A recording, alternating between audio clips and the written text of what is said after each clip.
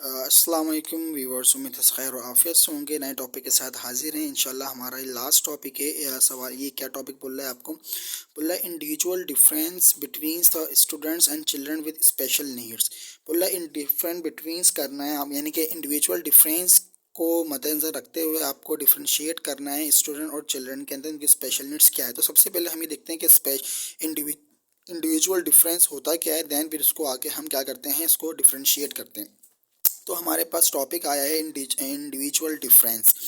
देखें individual difference क्या होता है, इसके अंदर लेस साइकोलॉजिकली करैक्टरिस्टिक्स होती हैं, ठीक है।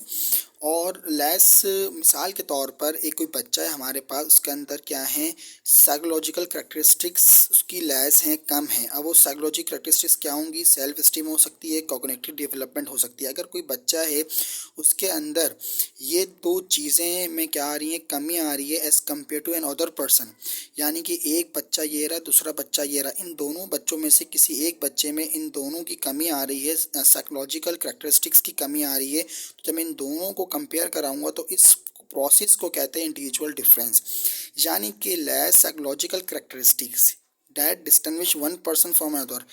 दो पर्सन या दो से ज़्यादा पर्सन में अगर साइकोलॉजिकल करैक्टरिस्टिक्स का लैक आ जाए, ठीक है। अब वो साइकोलॉजिकल करैक्टरिस्टिक्स क्या है, सेल्फ स्टीम भी हो सकती है, कॉग्निटिव डेवलपमेंट्स भी हो सकती है, और भी बहुत सारी चीज़ें हो सकती हैं, हम आगे डिस्कस करेंगे।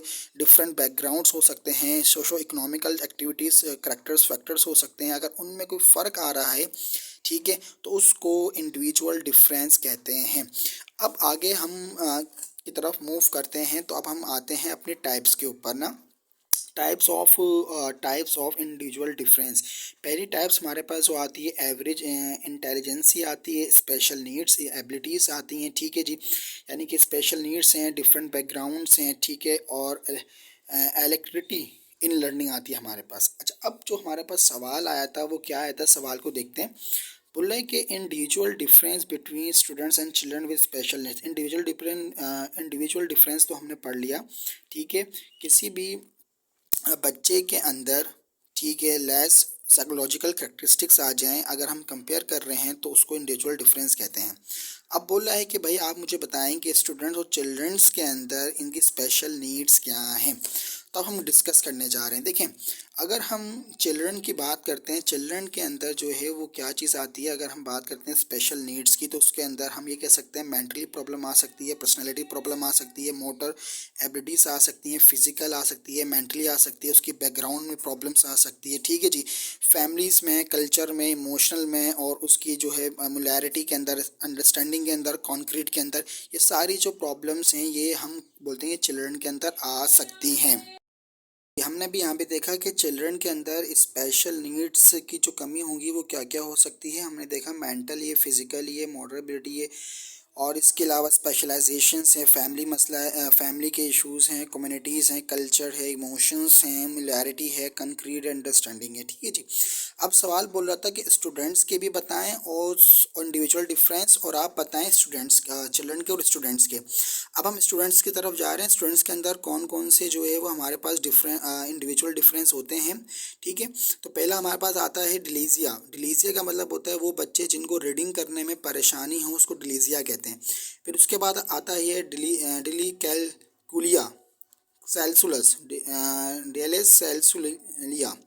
तो इसके अंदर वो स्टूडेंट्स आते हैं जो कि मैथ के अंदर क्या होते हैं, उनको वीकनेस होती है, मैथ के नंबर से मसला होता है, ठीक है, रीडिंग्स करने में इनको मसला होता है यहाँ पे। और डायग्राफिया मतलब कि राइट करने में, डायग्राफिया, ग्राफिया वर्ड निकला है ड्रॉ करने में, ड्रॉ मतलब राइट, जो बच्चे लिखने में प्रॉब्लम करते हैं इनको ये प्रॉब्लम्स होती है।